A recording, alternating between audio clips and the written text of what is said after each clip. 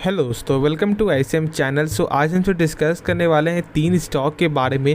पहला आपका होने वाला है HDFC लाइफ इंश्योरेंस, दूसरा आपका होगा बजाज स्टील और थर्ड आपका होगा हैप्पीएस्ट माइंड। तो इस वीडियो को ज़रूर से अंत तक देखना और उससे पहले इस चैनल को भी सब्सक्राइब कर सकते हो और इस वीडियो को भी ज़रूर से लाइक कर देना यदि आपको ये वीडियो पसंद आए। तो चलो फिर डिस्कस करते हैं पहले यहाँ पे HDFC लाइफ इंश्योरेंस के बारे में। आज आप देखोगे तो यहाँ पे 2% का जो है गिरावट आपको देखने को मिला है और लगभग एक चार्ट देख लो तो ऊपर से डायरेक्ट यहाँ पे डाउनफॉल ही यहाँ पे जा रहा है। अब बहुत से लोग यहाँ पे अभी जो है डर रहे होंगे। सबसे पहले बात एक चीज़ मैं बता दूँ कि इंश्योरेंस सेक्टर जो है लॉन्ग टर्म में एक अच्छा सेक्टर यहाँ पे बन सकता है और बहुत से लोग यहाँ पे इसलिए भी बाई करते हैं यही सोच करके कि लॉन्ग टर्म में इसका ग्रोथ है। ठीक है, क्योंकि देखो अब जो मैंने यहाँ पे लगभग मैंने 3-4 दिन पहले ही मैंने यहाँ पे देखा, ठीक है क्या हुआ ना कि बहुत से लोग क्या करते हैं कि अब कि डायरेक्ट यहाँ पे एजेंट को कॉल करके, ठीक है, घर पे बुलवा कर डिस्कस करके यहाँ पे इंश्योरेंस बाई कर रहे हैं। लेकिन पहले ऐसा बिल्कुल भी नहीं था। पहले लोग क्या करते थे कि इंश्योरेंस को समझते थे कि जो आपका इंश्योरेंस सही नहीं है, ठीक है, और अभी भी बहुत से लोग समझते हैं। लेकिन देखो यहाँ पे आपको समझना ये है कि इंश्योरेंस यहाँ पे ग्रो करेगा, क्योंकि जहाँ पे आपका बाहर के देशों में भी चेक करोगे तो इंश्योरेंस मार्केट बहुत बड़ा देखने को मिलता है और अपने भारत के मार्केट में चेक करोगे तो कुछ भी नहीं है, बहुत ही कम है यहाँ पे देखने को मिल रहा है। क्योंकि इंश्योरेंस का यहाँ पे लोग इसलिए बाय नहीं करते क्योंकि उनको ऐसा क्या लगता है, और ये सही भी चीज़ है, ठीक है, और ये सबके यहाँ पे माइंड में जाता है, तो ये कोई ख़राब बात तो है नहीं, लेकिन समझना है। और ये क्या है ना कि जैसे कि मान लो आपने यहाँ पे बाय किया हेल्थ इंश्योरेंस और आपको भगवान की दया से कुछ भी नहीं होता 1 साल के अंदर और आपने पे किया यहाँ पे 7,000 8,000, तो फिर आपको ऐसा लगेगा ना कि यार ये तो पैसा बर्बाद ही है, ये तो पैसा बर्बाद, मेरा यहाँ पे 8,000 चला गया। तो ऐसा है, पॉसिबल है कि बहुत से लोग माइंड में जाएगा, ठीक है, लेकिन ये कभी कभी आपको जो है उस दुख की घड़ी में भी साथ भी देता है। देखो मेरा यहाँ पे कोई भी आपका जो प्रमोशन तो है नहीं, मैं यहाँ पे आपके लिए बता रहा हूँ क्योंकि आपको यहाँ पे पैनिक नहीं होना है। सस्टेन यहाँ पे आपको जो है इस लेवल पे जो भी आपने बाई किया हुआ है, कुछ भी लेवल हो, एक हाई हो या फिर लो हो, ठीक है, लेकिन आपको यहाँ पे होल्ड करके चलना है। शॉर्ट टर्म में ही ऐसा यहाँ पे देखने को मिलेगा। शॉर्ट टर्म में यहाँ पे क्वार्टर प्रॉफिट यहाँ पे थोड़ा डाउन आ जाएगा, कभी यहाँ पे गेन आ जाएगा। लेकिन यदि आपका जो vision for the long term के लिए है और कंपनी जब लगातार आपको प्रॉफिट दिखा रही है आपका ईयर ऑन ईयर के बेसिस पे, तो फिर आपको कोई भी डरने वाली बात नहीं है। सस्टेन पेशेंस रखना है। सबसे मस्ट जो चीज़ है स्टॉक मार्केट में वो पेशेंस है, ठीक है। और जानते हो यहाँ पे बोलना आसान होता है कि पेशेंस रखो, लेकिन बहुत लोग पेशेंस नहीं रख पाते। लेकिन आपको ऐसा नहीं करना है, आपको यहाँ पे होल्ड करके चलना है। और यहाँ पे ब्रोकर जो टारगेट भी दे रहे थे आपको 610 रुपये का, मैंने आपके साथ जो शेयर भी किया था। तो जो लोग यहाँ पे ब्रोकर पे विश्वास करते हैं तो फिर आप तो यहाँ पे होल्ड कर सकते हो ना, तो होल्ड करके चलो। इसी के बहाने यहाँ पे आपको होल्ड करना है और आपको सब्र रखना है। सब्र रखोगे तो ही फिर एक अच्छा खासा पैसा जो यहाँ पे बना पाओगे। और ये मेरा जो इस वीडियो का जो है, इस वीडियो मैंने यहाँ पे HDFC लाइफ मैंने इसलिए लिया क्योंकि बहुत से लोग यहाँ पे जो सवाल आ रहा था कि ये जो स्टॉक लगातार गिर रहा है तो क्या करना चाहिए, तो बस मैंने आपको बता दिया यहाँ पे क्या करना है। तो चलो नेक्स्ट स्टॉक के बारे में जानते हैं। तो अब हम सब बात करते हैं आपका बजाज स्टील के बारे में। और आज आपको जो है 10% से ज़्यादा का जो है गेन देखने को मिला है, ठीक है।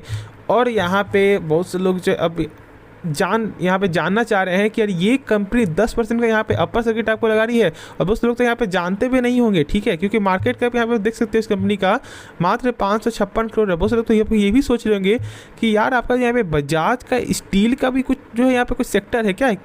तो अब यहाँ पे जान लो, ठीक है, ऐसा है और ये देखने को मिल भी रहा है। और यदि आप देख लो रिटर्न देख लो तो 5 साल के रिटर्न में यहाँ पे 907% का यहाँ पे कंपनी जो है आपको रिटर्न भी दे रही है।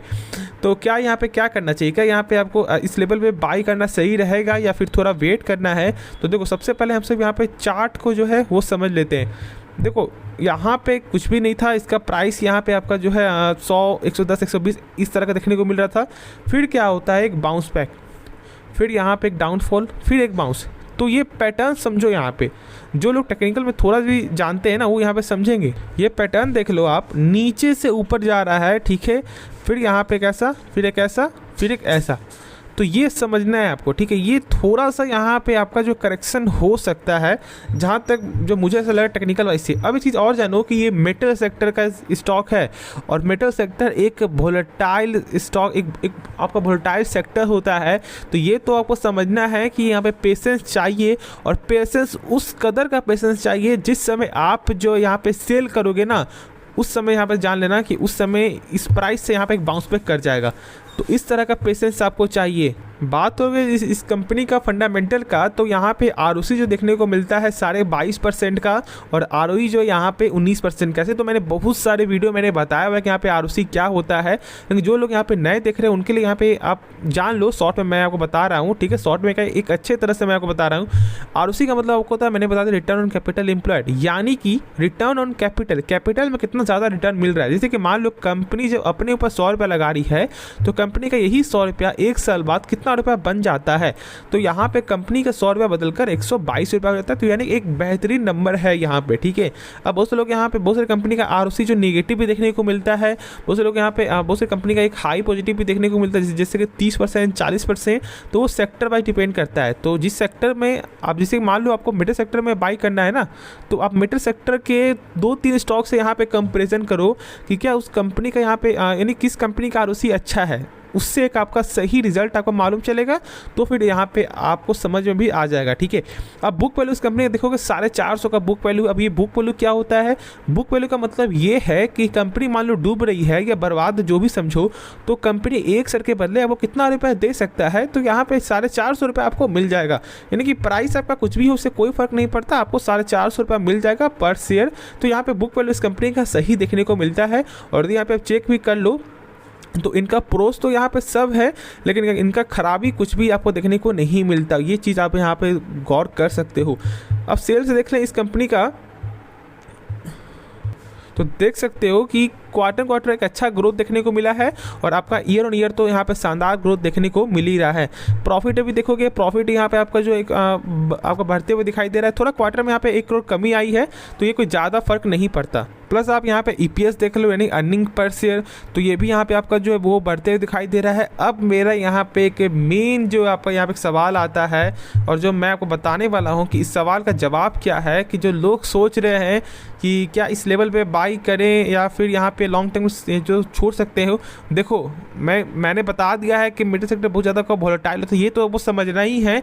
और साथ साथ यहाँ पे अब ये भी जान लो कि अभी मैं बाई करने का सलाह नहीं दूंगा, ठीक है, क्योंकि जो स्टॉक देखोगे जब बहुत ज़्यादा यहाँ पे लगातार गेन होता है ना, तो वो थोड़ा करेक्ट भी आपका होता है। और मैं इस करेक्ट लेवल का मैं यहाँ पे आपको इंतज़ार कर रहा हूँ और आपको भी यहाँ पे इंतज़ार करना है, उसके बाद फिर आपको बाई करना है, ठीक है। तो आप इस लेवल को ज़रूर से यहाँ पे आप ध्यान रखना। तो चलो अब डिस्कस करते हैं नेक्स्ट स्टॉक के बारे में। तो अब हमसे डिस्कस करते हैं यहाँ पे हैप्पीएस्ट माइंड के बारे में। बहुत सारे लोग जो यहाँ पे अब सोच के आ रहे हैं इस कंपनी के बारे में ना, अब ये कंपनी यहाँ पे जो सही नहीं है, बहुत ज़्यादा यहाँ पे आपका जो गिरावट हो चुका है। अब जान भी रहे हो यहाँ पे गिरावट किस कदर का देखने को मैं थोड़ा आपको दिखा भी दूँ यहाँ पे। तो आप देख सकते हो कि 1200, एक सेकेंड थोड़ा मैं, हाँ, तो देख सकते हो कि 1200 का यहाँ पे जो लेवल था और अभी आपका 850 मिलते हुए दिखाई दे रहा है। तो बहुत ज़्यादा करेक्ट आपका ये हो चुका है। लेकिन आईटी सेक्टर है ना यार, तो ये तो आपको समझना है कि लॉन्ग टर्म में तो यहाँ पे आपका एआई का बिजनेस इनका बहुत ज़्यादा यहाँ पे ग्रोथ करेगा। छोटी कंपनी है, ठीक है, लेकिन आप जानते हो कि कोई भी छोटी कंपनी जो है ना वो आगे जाके बड़ी बनती है। ऐसा नहीं कि डायरेक्ट ही कोई आप एक जो बड़ी कंपनी आ जाती है, नहीं, बहुत कम ही आपको ऐसा देखने को मिलेगा। तो आप छोटे कंपनी में आप इन्वेस्ट करो जिसका यहाँ पे फंडामेंटल स्ट्रॉन्ग है। और मैंने इसके बारे में बहुत सारा वीडियो मैंने आपको बनाया हुआ है कि इस कंपनी का फंडामेंटल कितना स्ट्रॉन्ग देखने को मिलता है। तो जो लोग डर रहे हैं ना, उनको आप समझाओ कि डरना नहीं है, होल्ड करके चलना है और आपको हर गिरावट है यहाँ पे आपको बाई करना है। जैसे कि बहुत सारे स्टॉक, जैसे कि मान लो मैं यदि बोलूँ आपको इन्फोसिस पे, और उसमें 200 पॉइंट यदि गिरावट होता है, 300 पॉइंट गिरावट होता है, तो बहुत कम लोगों को यहाँ पे कोई फ़र्क पड़ेगा। क्योंकि बहुत से लोग यहाँ पे क्या सोचेंगे कि नहीं, जितना गिरावट होगा उतना हमसे यहाँ पे बाई करेंगे। तो उसी तरह से यहाँ पे आपको हैप्पीएस्ट माइंड को भी समझना है, क्योंकि मैंने फंडामेंटल देखा है और मैंने आपको दिखाया भी है और मैंने इसलिए आपको सारा फंडामेंटल आपको डिस्कस भी किया है कि इस कंपनी का फंडामेंटल कितना स्ट्रॉन्ग देखने को मिलता है, ठीक है। तो खुद ही आपको समझ में आ रहा है, मैं ऐसा हर स्टॉक का दावा नहीं देता और कंपनी का लगातार यहाँ पे एक अच्छा खासा जो आपका परफॉर्मेंस भी देखने को मिला है। तो एक काम करते हैं, इस बार का जो फाइनेंशियल नंबर वो चेक कर लेते हैं। तो आप देख सकते हो कि जो क्वार्टर भी सेल्स में बढ़त है, आपका ईयर ऑन ईयर भी सेल्स में बढ़त देखने को मिल रहा है। और प्रॉफिट भी देखोगे तो प्रॉफिट भी आपका क्वार्टर यहाँ पे बढ़त है और आपका ईयर ऑन ईयर भी बढ़त है। तो और क्या चाहिए यार, जब जो नंबर जो कंपनी आपको सही दिखा रही है, हर चीज़ इस कंपनी का फंडामेंटल स्ट्रॉन्ग है, तो फिर आपको ऐसा जब डर लग रहा है तो फिर यहाँ पे आप सही नहीं कर पाओगे, मार्केट में पैसा नहीं बना पाओगे। सस्टेन आपको पेशेंस आपको रखना है। अब दो चीज़ और यहाँ पे देख लो, कंपनी का आरओसी और आरओई। अब मैंने बताया कि यहाँ पे आरओसी क्या होता है, लेकिन जो लोग डायरेक्ट यहाँ पे आपको हैप्पीएस्ट माइंड के टॉपिक में आया है। तो मैं आपको बता दूं कि आरओसी का मतलब आपको होता है रिटर्न ऑन कैपिटल एम्प्लॉयड। जैसे कि मान लो कंपनी अपने ऊपर जब 100 रुपया लगा रही है तो कंपनी का वही 100 रुपया 1 साल बाद कितना रुपया बन जाता है, उसी को हम सब बोलते हैं आरओसी। और यहाँ पे कंपनी का 100 रुपया बदलकर आपका 131 रुपया हो जाता है। तो ये कितना शानदार नंबर देखने को मिल रहा है, इसी बात से आपको समझ में आ रहा है, ये आप सोच सकते हो और ये देख भी रहो, ठीक है। तो यहाँ पे आपको जो दिक्कत वाली कोई बात नहीं है, आपको होल्ड करके चलना है। और इस लेवल में जो भी आपको ये लेवल मिल रहा है ना, जितना कम लेवल में ये स्टॉक मिले एसआईपी करो, ठीक है। 20% यहाँ पे यदि फ्रेश एंट्री आपको लेना है तो 20% जो भी आप पैसा लगाना चाह रहे हो उसको 20% यहाँ पे बाई करो, 30% बाई करो, फिर गिरावट होता है 100 पॉइंट का, फिर उसमें बाई करो, ऐसे बाई करो तो आपका पोर्टफोलियो भी स्ट्रांग हो जाएगा और आपका जो यहाँ पे प्राइस है वो भी बहुत ज़्यादा यहाँ पे एवरेज हो जाएगा और एक अच्छा खासा यहाँ पे प्राइस भी देखने को मिलेगा। तो ये चीज़ को जरूर फॉलो कर सकते हो। तो चलो इस वीडियो को यहाँ पे अंत करते हुए आपको लोगों सब सारा कुछ यहाँ पे डाउट जो क्लियर हो गया होगा। बाकी जो भी डाउट आपका बचा हो आप कमेंट जरूर से पूछ सकते हो। तो चलो यार इस वीडियो को अंत और इस चैनल को जरूर से सब्सक्राइब कर देना और इस वीडियो को जरूर से लाइक कर देना। तो मिलते हैं नेक्स्ट वीडियो में, तो तब तक के लिए धन्यवाद।